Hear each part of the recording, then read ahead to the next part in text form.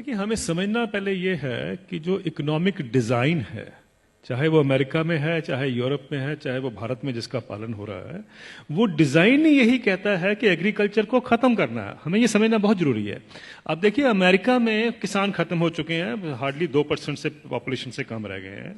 Europe में हर minute में एक किसान खेती छोड़कर जा रहा है, और भारत में और चाइना में या डेवलपिंग कंट्रीज में अब सारा जोर है। अभी आपको याद होगा, रघुराम राजन साहब भी खुद कहते थे कि सबसे बड़ा रिफॉर्म भारत में तब होगा जब हम खेती से लोगों को निकालकर शहर में ला सकते हैं, क्योंकि शहर में दिहाड़ी मजदूर की जरूरत है। ये हमें समझना है, ये इकोनॉमिक पॉलिसी का डिजाइन है। अगर आप नेशनल स्किल पॉलिसी का डॉक्यूमेंट देखें तो उसमें लिखा हुआ है कि 57% से हमें, पहले तो उन्होंने 18% कहा था, 18% पे हम गांव की जो एग्रीकल्चर की जो पॉपुलेशन उस पर ले आएंगे। फिर उन्होंने कहा 38% पे अब आ गए हैं, 57 से 38% कर देंगे वो 2022 तक। यानी ये सोची समझी रणनीति का एक हिस्सा है कि किसानों को खेती से बेदखल करना है, शहरों में लेके आना है। ये हमें जानना बहुत जरूरी है। जब हम ये जान जाते हैं तो उसके लिए जो पूरा इकोनॉमिक ढांचा बनाया जाता है। अब जैसे बताया आपने पहले कि देखिए क्राइसिस है, इतने सालों से किसान को इनकम नहीं मिल रही है। जब हम दूसरे सेक्शन को देखते हैं, मैं इसका एक उदाहरण देता हूं सिंपल सा।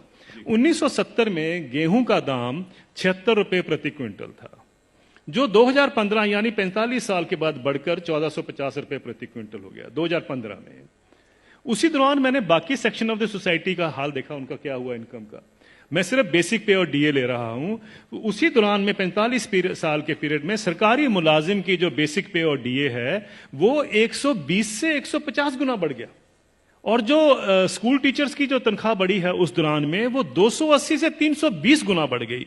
और जो कॉलेज के यूनिवर्सिटी प्रोफेसर्स हैं उनकी तनख्वाह 150 से 170 गुना बढ़ी है उस 45 साल के पीरियड में। किसान की जो इनकम है, जो गेहूं के दाम से या धान के दाम से आप नापेंगे, वो 19 गुना बढ़ती है। अगर ये जितने सरकारी मुलाजमों की भी अगर इनकम 19 गुना बढ़ी होती तो ये नौकरी छोड़ चुके होते आज तक। प्रॉब्लम यह है कि किसान का हक क्या बनता है। अगर हम 45 साल के बाद जब उसको 1450 रुपए मिले थे, अगर मैं 100 गुना भी उसकी इनकम बाकी इनकम पैरिटी के नॉर्म से चलता हूं, तो उनकी इनकम जो है या उनका मिनिमम सपोर्ट प्राइस जो है वो 7600 रुपए प्रति क्विंटल बनता था।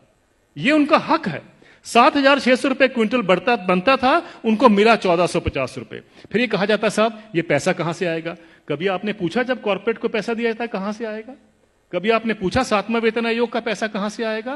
7वां वेतन आयोग जब सारे देश में फैलाया जाएगा, अभी तो सिर्फ सेंट्रल गवर्नमेंट का है, तो क्रेडिट स्विस बैंक की स्टडी कहती है 4,80,000 करोड़ रुपए हर साल एडिशनल खर्चा होगा। किसी ने नहीं पूछा कि पैसा कहां से आएगा।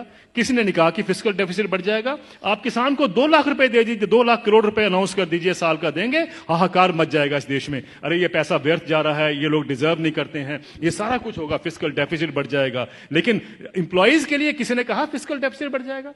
ये सारी इकोनॉमिक नीतियां हमें जानने की जरूरत है। ये किस तरीके से डिजाइन बनाया गया है कि किसान को हम गरीब का गरीब ही रखें। और ये पॉलिसी कितने दशकों से चलती आ रही है, सब सरकारें इसमें सम्मिलित हैं।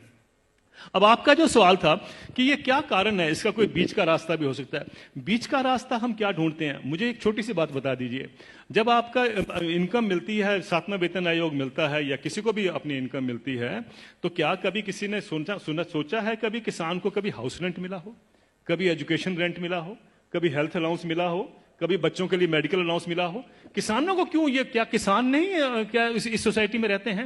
सुप्रीम कोर्ट के जो ऑफिसर्स हैं उनको 21,000 रुपए कपड़ा धोने के लिए मिलता है हर साल का। डिफेंस वालों को 20,000 मिलता है हर साल का कपड़ा धोने के लिए, कपड़े धोने के लिए।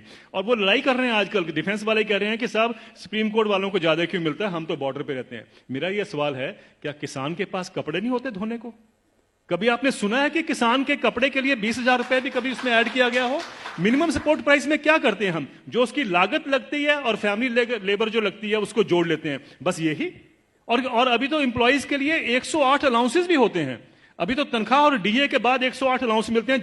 जिस भी सज्जन को 108 अलाउंस मिलते हैं उसको तनख्वाह की क्या जरूरत है, मुझे ये बता दीजिए। लेकिन अगर मिलते हैं तो मैं ये नहीं कहता कि नहीं मिलने चाहिए, लेकिन क्या किसान ने क्या गलत किया है कि उसको नहीं मिलते हैं? मैं ये कहना चाहता हूं, कभी किसान के एमएसपी में हाउस रेंट जोड़ा गया है, कभी उसका मेडिकल अलाउंस जोड़ा गया है, कभी उसके बच्चों के लिए एजुकेशन अलाउंस जोड़ा गया है? क्यों? क्या उसने बच्चे नहीं पालने हैं? हम ये क्यों मान के चलते हैं कि किसान तो हमारे देश के ऊपर बोझ है, इसके ऊपर हम दान कर रहे हैं? आप दान नहीं कर रहे हैं, आप उसको एक्सप्लॉइट कर रहे हैं, आप किसान को निचोड़ रहे हैं और उसी के साथ आपकी अर्थव्यवस्था चलती है। यह अर्थव्यवस्था के जब तक हम ढांचे को नहीं देखेंगे, हमें समझ नहीं आएगा कि किसान को मार इतने सालों से क्यों पड़ रही है। क्या